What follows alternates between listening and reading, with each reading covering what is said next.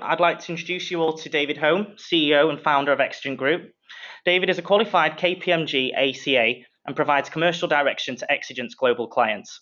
He does that by drawing on his experience of being a board director on more than 50 organizations and having been in the industry for a long time. For Exigent's clients, he helps identify growth opportunities and has a great track record of getting top and bottom line results for them. Please do tap into his wealth of knowledge during the webinar with your questions and even after the session. Over to you, David. Thank you, Samson, and that is embarrassingly flattering. Thank you very much for that. I can't be quite so flattering about my co-presenter today, Scott Milner, who I'd like to introduce alongside me here. Scott is a partner of Morgan Lewis. For those that are outside the US, of which there are many, Morgan Lewis is a top 5 law firm in the United States.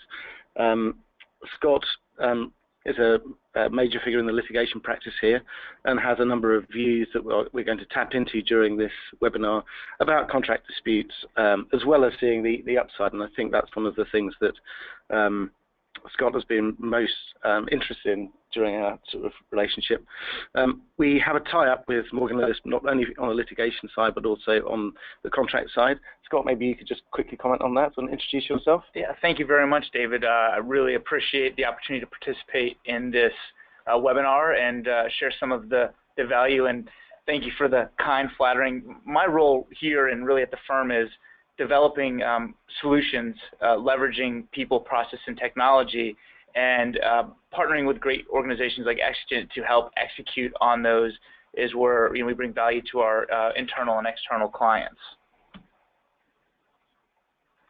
So, Scott, maybe we can get on to the first slide. This is really just a very quick agenda to take us through today. Firstly, we're going to just set the scene a little bit more. One of the things that's very striking about the contract area is that there's a wide diversity of views. So we're going to quickly walk through some of the sort of industry stats. Then we're going to look at how we build a strategy for our contract portfolio. Then we're going to look at a path to utopia, which sounds like a fine idea. But number 4 really is about us looking at and identifying where to start and tackling both the legacy problem and the opportunity. This is one of our stats from the work we've done with global organizations over the last few years. It's very striking to us that nearly 60 to 80% of the business is governed by contracts in one way or another. Scott, would you say that's a reasonable percentage? I do agree, and I think that I'd actually put it probably closer to the top end, near the 80%. Of course, in regulated industries, we see that figure climb even higher. Strikingly, in the litigation space and litigation market in the US is worth some $100 billion.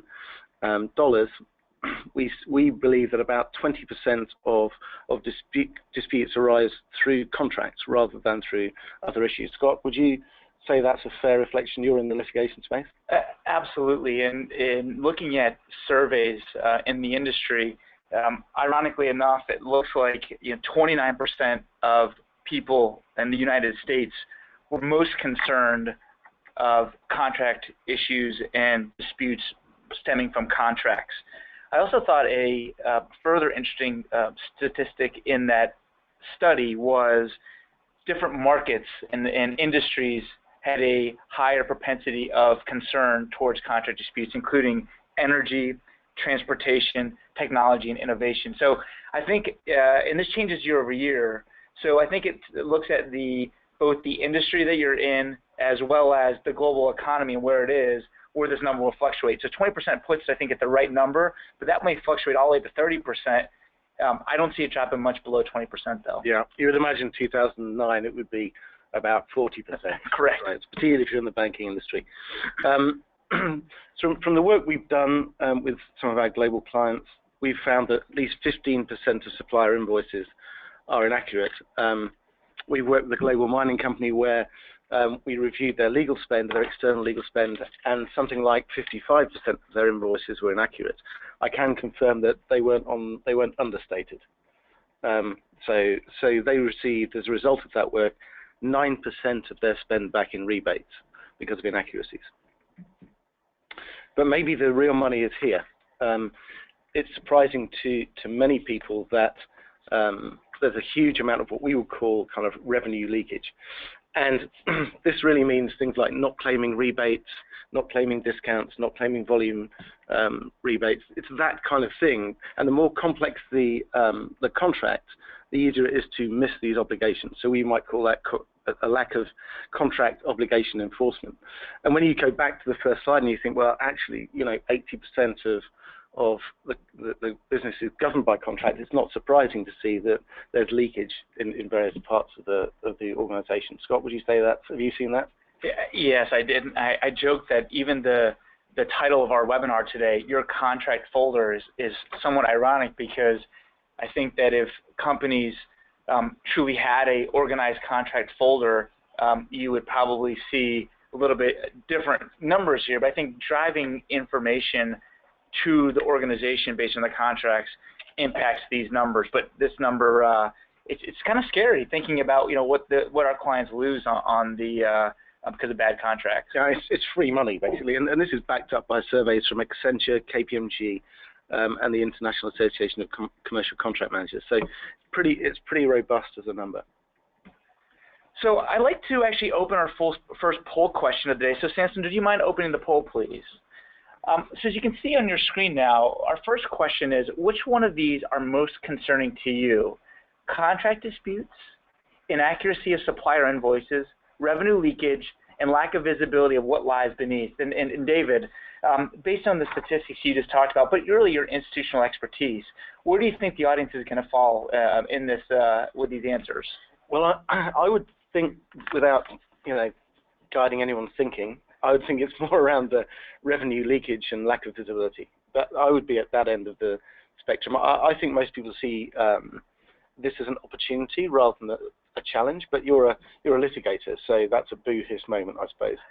No, I think that I would like to agree with you, but this one I'm going to disagree with you. I actually think that the audience may be most concerned with the contract disputes and the inaccuracy of supplier invoices. I'm actually going to go the complete opposite side of the two that you suggested, in light of the fact that people are seeing rises in contract disputes on these issues, and I think people, as you mentioned, inaccuracy, spend a lot of time trying to evaluate that. So let's go ahead and give another 5 seconds, and then let's close this poll, and we'll reveal the results to the group. But ultimately, it would be interesting to see where the attendees come down. So I see we're close to Dave. Why don't you walk us through the results, please? Well, I hate to tell you this, but I don't mean to see this on the screen, but contract disputes 25%, inaccuracy of supplier invoices 0. So you are scoring poorly, Scott. I'm not going to lie to you.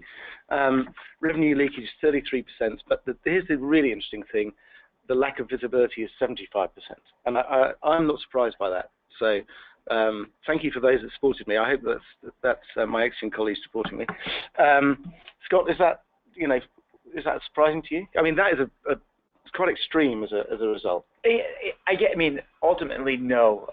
What people don't see, or the visibility, is not necessarily surprising to me. And I'm thankful of our attendees being honest with their votes, because a lot of times people want to believe in that utopia that we're going to talk about. But in reality, we have to all take a hard look at where we are with our contract management portfolio and the process that we've entailed. Yeah, I think it's a very honest result, actually. So maybe we can move on to the next slide, Scott. Yes. So I suppose the point that we'd like to start with is really to look at the destination before you get in the car. And a number of the respondents, when they were looking at when they're joining the webinar, talked about 50% said they thought they had a contract strategy and 50% did not, which is surprising to me. The way that we would describe contract strategy is something that optimizes this asset portfolio for all the stakeholders in the organization. We really don't believe that it should be a narrow legal strategy. These contracts govern they're the lifeblood of the business. So, I mean, for us, it's much more about collaboration and involvement of all stakeholders. Scott, would that be something that does that resonate with you? It does, and it does not just from a contracts perspective, but I think globally is having the right people at the table. And I always talk about this. We're big in our group about kind of process and roles and responsibilities. But one of the things I think organizations need to continue to focus on is a voice of the client. And who is the client? I think there's a number of stakeholders that you have to consider, whether it be the business, legal, the procurement department, the contracts management team. I mean, there's a whole group of stakeholders that need to be part of the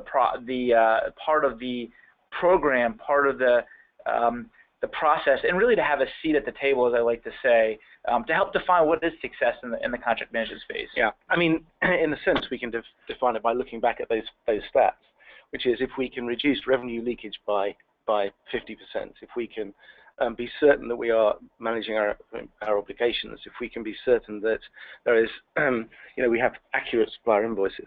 Now, what that means practically, though, Scott, really is, for me at least, is you can't enforce obligations through finance unless finance knows what's in the contract. You can't make good procurement decisions unless you know the history of the contract portfolio. So, in a sense, for us, we like to think of contract strategy as a combined strategy between finance, legal, the C-suite really, which I think is quite different to how many people see it. But isn't it a little bit about getting information out of these agreements? I think, to me, information is power, and having the right group involved, but really generating what is success. I mean, I think that, again, I hate to reiterate the same point, but organizations, in my experience, tend to forget defining where they want to go first, and then gathering what data points you need to get there, because different stakeholders may have different goals, and I think that's a key part, is ultimately to wring out the waste that they have. Yeah. So, if we think about those simple definitions of success, which we relate back to those stats and those opportunities, doesn't mean that you must understand, of course, where you start, don't you think? So, if you look at these 5 levels, and I'm sort of reticent to read them out. Everyone can read on the call, I'm sure. Level 1, really, though, is kind of where you've got, pretty disorganized portfolio. There might be a bunch of PDFs on the D drive, no information extracted, no particular rigor around templates, which opens you up to an enormous amount of risk, of course. And at the level 5 end, then you're extracting data, you're using the contract portfolio to make better decisions on procurement. You're looking at finance being fully integrated into the contract process so that you can enforce those obligations. But really, the real nirvana is this ability to use data and turn it into information to make decisions. Information for its own sake is pointless, but to make decisions, that's a really key part of this. Scott, where would you, in your experience, you've got a huge portfolio of major clients in the US. Where would you put your client portfolio? I would, in evaluating and doing an honest assessment, getting back to the honesty piece, if we self-reflect here, I think a lot of my clients and companies would fall in level 2, with a mix in level 3. I think, and kind of putting a little more context around that, I think for the most part, again, I said level 2 because there's some process around it. There may be something that somebody's doing. There's a person responsible for contracts. There may be somebody that's negotiating some contracts. They may even have them truly in a contracts folder. However, I think there's some clients that actually have done a good job building templates out. And then the question becomes, is the business using those templates for negotiating the agreements, and are they following through on those, and are they executing the rights remedy? So I would fall 90% of my clients probably in level 2, small portion in level 3 if I was going to assess where they are right now. Yeah. I mean, I think, I hate to be in violent agreement with you, but I'd say that in our experience, it's level 2.5, really. I'd say that some clients, particularly in the legal department, probably will put themselves more at a 3. I think if you ask the finance director, they'd be more at the 2. But perception is, of course, reality. And you're right. I think people have been good at building out templates. They're also really good at not updating them. and not enforcing them. And the template is still you're not really still using that information in any meaningful, quantifiable way. And as we know, the world talks about big data. Well, that's not a term I particularly like. It just confuses me. What I do like is information to make decisions. And this is such a great asset base to be used. Well, and that's the funny thing. When I have companies ask me questions about what's the value in the contract management process, I always talk about the information that you glean or gather from your portfolio is huge. And I'll give you an example. Think about real estate leases. Yep. How many companies, I'm sure every person that participates on this webinar, their organization is doing real estate, whether you're a law firm like ours that has leases across the United States as well as in Europe, Japan, Singapore, Russia. We have leases everywhere. I'm pretty sure that even our organization hasn't studied the square footage, cost per square foot across the different geographic regions to say, when we're renegotiating our lease the next time, where's our starting point? If we're in this part of the world, what are other people paying for a square foot in these type of locations? And I think that is two key data points that folks don't necessarily understand or pull, because again, they're sitting as a PDF on a shared drive. Or maybe in somebody's specific folder. So I mean, ideally, we like to see people get to level 3, level 4, level 5. But I think the information that you can gather is really the key driver in the process. Yeah, I mean, that's really interesting. We worked with a company with 450 leases across the United States, and when we actually put the data together, they've realized that they're paying more per head, not per square foot, per head, in Texas than they are in New York. Which is mind-boggling, right? It's mind-boggling, yeah. Because all you're doing is put headcount into this equation, and you're coming out with some remarkable results. Their average occupancy across their portfolio is 60%. Well, that means they've got too much office space or not enough people. I mean, whichever way you look at it, it allows you to make inquiries and spot the outliers, and that's the key thing. And I think quite often, I'll be really interested in your view on this, guys, because I think quite often legal departments don't see that as their job. Right? They see the job as processing the contract and et cetera, when actually the information is so valuable. Do you think, is that a fair observation? I actually want to turn to the poll. I want to turn to the audience first, and I'll answer that while we're getting some information. But I do have a pretty strong view on this. So, Samson, do you mind opening this poll, please? I want to read the question. So you've heard David and I discussing the various levels. And level 1 through level 5, and I'd like to get some time from the audience to see where do you fall in based on an honest assessment of your organization. And level 1, level 2, level 3, level 4, level 5, and you've heard David and I talk a little bit about this, but we'd love to get your the attendees' input as well. David, before I turn to your question, and I'm not dodging it like a traditional lawyer in my role, but I just wanted to get your where do you think the audience is actually going to fall on this? I think I'm going to be slap bang in the middle. I think it's going to be number 3. Is that because you encourage them to be 2.5 and that you're really looking for a 50-50 split so that you win again? Well, I like to win, Scott, okay. And I like to see you coming second. But actually, I think most people do see level 3 as the sort of templated and some element of centralized. I think that's probably right. There aren't probably many people that are going to sign up for low oversight, but we'll see. What do you think? I really don't like agreeing. I wish I would have thought this through and just came up with a really good logical argument why you're wrong. But in light of my experience with companies around the world, I think that I'm hoping more 2 than 3, just so I can kind of redeem myself from poll number 1. Yeah, that was a shattering blow, I must say. Sometimes you got to take one for the team, David. So why don't we, since if you don't mind, let's close the poll now and let's go over the results. Okay. So we have no level 1s and no level 5s. Actually, that really doesn't surprise me at all. Very interestingly, the most popular was level 3 at 45%. And then 2 and 4, we have 27 and 27. So it's very much a sort of traditional bell curve. Are you surprised by that, Scott? Not at all. And I think the only thing I'm surprised is that there's not one person that has assessed themselves as a level 1 or level 5 to get the true bell curve. But not surprisingly, I think that the maturity level of organizations over the last 3 to 5 years has definitely moved to at least a template model. I definitely would love and encourage any questions or chats on the webinar about some things that people are doing in level 4, since we do have about 27% of people responding level 4, which is actually pretty good, because I think that when David and I were discussing this poll question, we thought it would be 100% level 2 and level 3. So we'd love to see any feedback that the attendees may have in level 4 in the chat or question box. Yeah, but it's striking that I think there's that nobody's really saying they've got a vision of how to use it to optimize it. But strikingly, if you think about it, nearly 75% of respondents are below 4 and 5. Yeah. So maybe not that surprising. Scott, maybe we can just take a stroll through the next slide.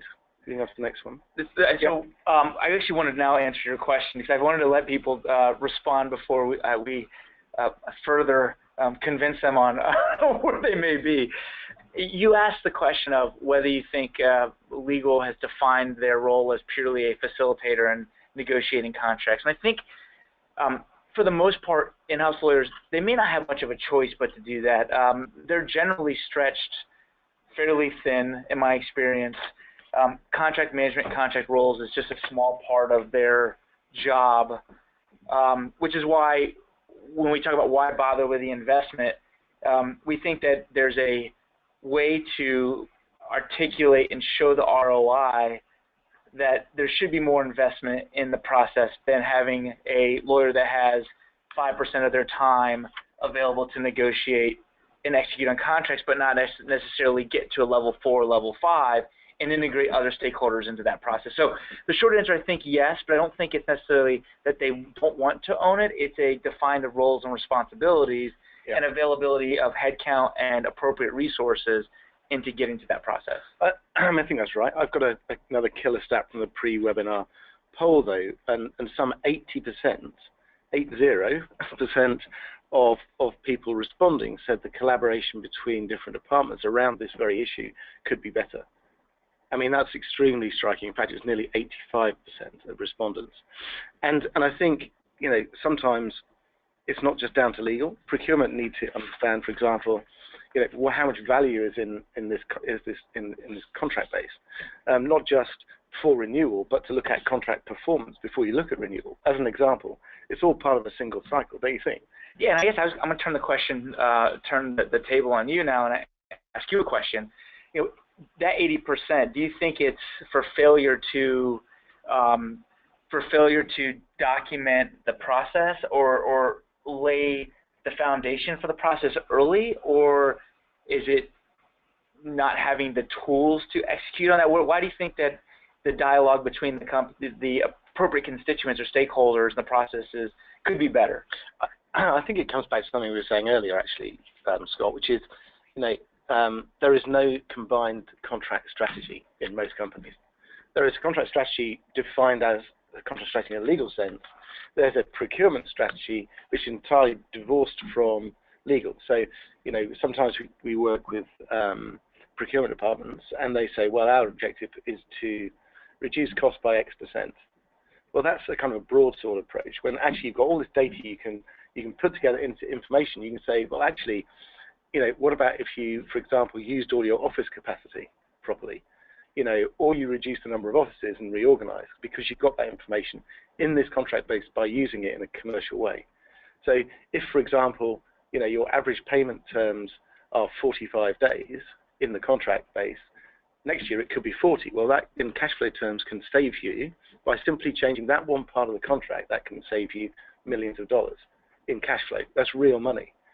So I just think that it comes back to the same point, which is a contract strategy is a combined strategy between the key stakeholders. I think that's what's really been missing in many businesses. When you keep talking about value, and I'd like to take us to the next slide and just talk about legacy contracts. I mean, what are you seeing here? Let's tee this up for the attendees. I think this is a huge part of this whole contract strategy and how to address it. Yeah, I think it comes back to the whole question that went my way, embarrassingly for you, and convincingly for me, which was the lack of visibility being the key issue. And I think people, in my experience, are quite often sitting on a huge pile of contracts, and we can talk about one of our challenged clients we're working with right now, who have, say, in one contract vertical, they have 12,000 agreements with no idea about counterparty risk. I mean, we're looking at that from a problem point of view rather than opportunity, but that's a real live example, and they don't really know how much money to spend or where to start to analyze that risk, because they don't know how big it is. So they don't know if they think it might be a bomb or an opportunity. They're not quite sure which. So to deliver on that, you have to disaggregate the problem, really. I mean, I look at this, and I'm going to give you the traditional lawyer answer: is it's both. When I think about is it value or a ticking time bomb? I mean, to me, it's if you actually think about your agreements and looking at ours, I think it's actually both. Oftentimes, when I'm evaluating even the contract templates that we have and our clients build, I look at it as a way of almost like heat mapping, right? Heat mapping the contract. Where's our risk associated with each of the clauses? Yeah. And developing a game plan or roadmap for negotiating each of those clauses. Yeah. And I'm looking at what is the value. It's how often am I executing on rights and remedies. I know for one client, we actually helped them look at certain clauses, and they found out they were not taking advantage of any of the volume discounts they were entitled to in the agreement. And I don't think the other side was trying to do anything nefarious or not honor it. They didn't have a contract strategy to know and trigger that they were entitled to an agreement. So I think that's why it goes both ways in setting your strategy and how do you handle it.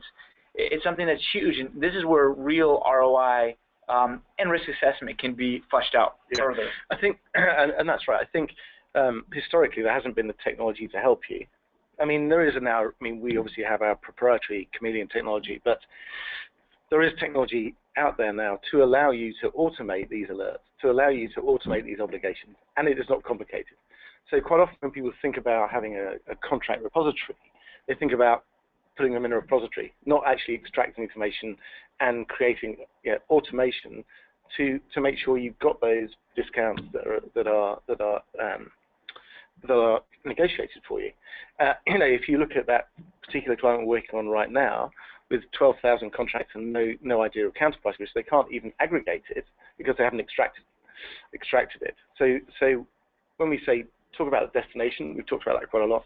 You do have to start by extracting the information. I mean, that is really your point. And you have to use technology out there to great effect. It's not complicated technology, but getting to the starting point is probably one of the biggest challenges, wouldn't you say? Yeah, and I love this slide here because it really is, I think, the perceived size of the problem sometimes restricts people from figuring out where they want to go. And we actually have a really good question in the question box. David, I think a lot of companies ask, how do I even get started? How do I get started? How do I address this? How do I think through my legacy contract issue? What are some of the pointers you would give a company that is looking to get started and kind of move the process forward so they have a case for the rest of their organization here? Yeah. Well, I think firstly you have to be convinced of those stats, right? You have to be convinced there's an opportunity there for you.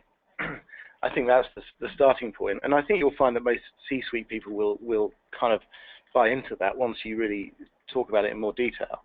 The starting point really is to look at the areas of these contracts that disaggregate the contracts and disaggregate the risk, and we'll come on to that precisely. But don't, as you say, don't devote an equal amount of effort to differing opportunities and risks. So you don't want to spend all your time worrying about $1,001 photocopier contracts when you've got 20,000 derivative agreements with no counterparty risk analyzed. So firstly, you have to think about the stats. Secondly, you have to allocate a budget to it.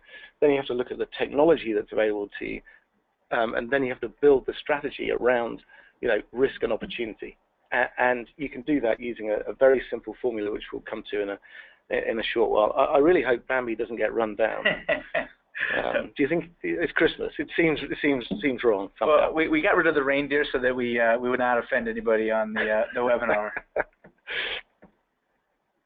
So this is really a kind of formulaic way of looking at that problem. So the way we would look at this from a problem perspective rather than an opportunity, and we'll come on to this opportunity matrix in a short while, is to sort of say, well, risk is not analogous, right? So there are different types of risk, and some of them are more important than others, right?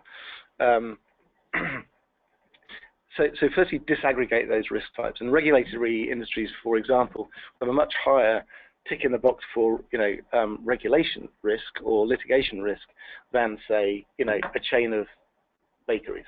So not all businesses are the same, and not all risks are the same. So by looking down the left-hand side, you might break out. These are just example types of contracts. Break those types of contracts down, and then you can score it, either using evidence, so you'll know how much litigation you've had, or experience from your stakeholders. So finance risk should be contributing to looking at what is our risk allocation for IT vendor agreements. Here's an example. We work with a large bank that has nearly $1 billion a year of spend on IT vendor agreements, and that's there is no regulation risk there. There is a litigation risk. There's a huge business risk in there, but I never thought about it like that. Now we started working with them some time ago, and we did this by analysing the risk, allocating a budget to it, and working through it systematically. Now that means you started on the journey to utopia, if you see what I mean. You're not standing there like Bambi waiting to be run down, essentially, and that allows you to say, well, if we're convinced of the stats and we have a budget of $100,000 to start on this journey, then we can allocate it effectively to the right area of risk or opportunity. And I think that goes back to some of the statistics that we saw in the market. The fact that there is different risk profiles for each of the agreements, and when looking at the contracts, again, it was ironic that groups like energy and technology innovation and transportation rated contract disputes as their largest risk from a litigation perspective. Yeah. Whereas there's others like pharma that didn't put contracts in there. And I don't know if it's the maturity of the agreements that are in place, if they're more regulated, if there's something that's not creating the risk associated. But I think that having a quantifiable way, and I think in some ways an objective way to look at this and assign risk is key, because I always, in my entire practice, I look at things in certain ways. And I look at it as an assessment of the entire process. And I have to set out factors both ways. And I then need to put the appropriate assignment of value to each of those factors. Yeah. Because my gut is one thing, and listen, experiential analysis is huge. But I also need to have some sort of objective criteria that I can rely on. And that's why I loved when you talked about getting true metrics of, well, how many times have we been sued over a contract? Or how many times do we have to bring suit because of a contract? Yeah. How many times have we had to send letters saying you owed me this? Or write a check because you haven't, complied with the contract? I mean, these are all things that if you can get real numbers to help you flesh this out, I think it's great. But as you mentioned, I think it's, what I'm thinking as a lawyer, when I'm talking to my in-house lawyers, we often hear them say things like, we're already a cost center. How do I become something more than a cost center? Yeah. Oh, we hear that a lot. Yeah, and I'm sure you do as well. Yeah. And I like to say to them, let me help you drive value and knowledge. So I want to talk a little bit about, get your position or thoughts on not just calling this a risk assessment, but maybe an opportunity assessment as well. Yeah. Because I think that's key, because I think that is, to me, the first step that I like to approach my in-house counterparts with is, I don't want you to be seen as a cost center.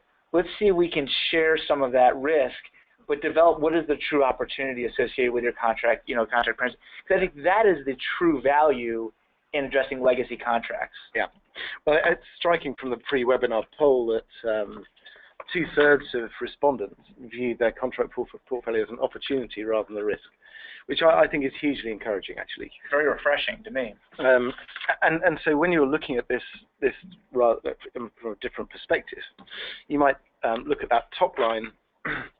Obviously, you have a contract down the side. The top line might be around size of contract, complexity of contract, the number of discounts, number of rebates, because these are the things that people fail to enforce, right? So you can look at objectively looking back. You can do a sample test to say how many of these rebates have we historically missed, for example. We can look at our historical contract obligation enforcement and have an objective kind of view of where you sit in that in scoring your contract enforcement performance, if you want to call it that. And I'll take it a step further. It's not necessarily just opportunity to recover things that you may be missing out on, which I think is huge and a huge potential. I look at it as, again, framing the next 10 years. So if you're negotiating, again, going back to the real estate leases, if you're negotiating leases every so many years, having the ability to generate metrics around what you've per head count, per square foot count, whatever it may be. Yep. Imagine if you're able to share that information with finance for forecasting out in the next 10 years your budget. Yeah, and you can say, for example, look, as an example, our average inflation rate in our sort of lease, for example, is 3%. Next year, for the next 5 years, we can make that 2.5%. That's our standard. Taking 0.5%, for example, here and there, taking 0.5% off your vendor, $1 billion of IT vendor agreements is free money. And so I think it's exactly the right way of looking at it. There's such huge spend in these areas, as well as revenue. Yep. If you can generate metrics, then you can make that decision. It's knowledge. Exactly. And then you can develop a strategy for making more money out of that contract base. But that's the way I look at it. I'm just a humble accountant. It seems to me that that is a compelling argument for legal to look at this issue and tackle it, but tackle it in a kind of structured way without thinking you have to boil the ocean. Yeah, and I'll give you a war story on that. We had a client that wanted us to evaluate a small cache of agreements to start, and we were talking about it and fleshing it. And of course, one of the stakeholders said, "I really only care about this provision." Yeah. And talking them through that, I said, we went through this assessment, the risk and opportunity assessment, with just that provision. In the end of the day, both value and the risk that would be avoided was minimal. But the cost to do that work, again, puts that department in a cost center approach, which I wanted to get them out of. So we actually walked them through saying, okay, these type of agreements, the same small cache of agreements, what other information can we pull out of it? Since when you do it once, you might as well do it all at once. Yeah. Because I can expand not only the opportunities for you, but I think we can also potentially further reduce the risk, so get more value out of the risk assessment by looking at it more than just the one provision. And I think that goes back to defining success and tackling it. And again, then at that point we revisited what we were going to do, but at the end of the day, the client was much happier with that small amount of information that we were able to gather by expanding the scope of what you were able to pull out. And again, the cost was no different. The cost was going to be the same, whether they do one agreement or one provision or the 10 provisions, but now they got a lot more information and value out of that agreement. Well, if we're talking stats, and we all love a good stat, and we estimate at Exigent that in the United States alone, around $50 billion a year is invested in administering and drafting contracts. We think it's less than $5 billion is spent enforcing it. That doesn't seem the right way around to me. Yeah. So I think recognizing that to drive a return on that investment, and that's what legal is. It's an investment rather than a cost, and that's the way it should be seen. Requires a strategy for getting that return, and it should be an objective strategy. And I know you're a huge fan of Moneyball, but this is the same thing. It's just taking an objective rather than experiential approach to your sort of legacy challenges, really. Well, that's part of the reason I feel that way. Is I feel strongly in letting the content tell you what it's going to tell you and not guessing, because in everything that we do, if you're not putting something behind the conclusion, you don't know if you're spending the appropriate time on the right resources. And I think, again, seeing many of my clients have very lean resources, and again, being seen as a cost center, you've got to allocate those resources appropriately. And nothing tells a better story than this is what the numbers are telling you. It's probably better to allocate a little more resources there. And give an American football analogy. If you're assessing your defense that you're giving up passing yards over 20 yards every 10 of them a game, you know what? When I'm assessing where I'm going to spend my money next year, it's probably on the defensive backs that will cover receivers running 20 yards down the field. Yeah. I'm not going to necessarily spend as much money maybe on the offensive line, which is performing very high based on the metrics that have been driven. Yeah. I'm not trying to think of a cricket analogy to confuse our US attendees. But yeah, it's very, very much like the Moneyball analogy, though. If you think, for example, in a IT vendor agreement, it might be 200 pages long, for the sake of argument, with 20 SOWs. There are hundreds of statistical points in there. No brain that's been invented yet, apart from Stephen Hawking, can actually track 200 times by 200 contracts. It's impossible, and genuinely rely on experience to make the correct decision, the objective decision. They might make a judgment, but increasingly we realize that judgment's less important than actually objective analysis. So I think it's where Samson comes in, Scott. Yeah, I just make sure we'll take a quick look at the questions, see if we have anything that there. I see, one question. I think we've already tackled it, but one of the great questions from the audience was just, from our experience, have we found most of our clients having more ticking time bombs than hidden value? And I think, again, going back to mine, I actually think it's both. But if anything, I think it's more hidden value they just don't know they have, based on my experience. I don't know if you have anything different there. Yeah, I think it's creating a strategy to extract it, and that's what it's all about. This is all about knowing where to start. We in the next webinar we'll talk about more in more detail about driving profit and moving on from legacy to business as usual. How do we use that data to drive more profit, and how do we address the business as usual challenge? And that's seminar 2, and seminar 3 is really talking about how to manipulate data to really inform the key stakeholders in the business. Scott, I'm not sure whether we hand back over to Samson, but I think we're being instructed to wrap up. We could talk for hours on this. Yeah, and I really do appreciate you and the Exigent team allowing me to participate, and I'm actually very excited about both Webinar 2 and Webinar 3. I think that hitting home the importance of value is key. So thank you again for the opportunity, and appreciate everybody's attendance. And thank you very much, Scott. It's been an absolute joy, and no doubt we'll continue this over a good lunch, which I think I owe you. So thank you, everybody, for attending. Thank you, David and Scott. And we would also like to know if you want to find out any more about contract strategy or any of the topics covered on today's session. So we've got a third and final poll question here. So if you'd like Scott or David to contact you directly about anything that's been covered on today's session, please let us know using the poll function there. So any questions that haven't been covered off during the webinar today, we will follow up offline with. And this brings us to the end of the webinar. So thank you to everybody for joining the webinar, and we will be following up with a recording of the session.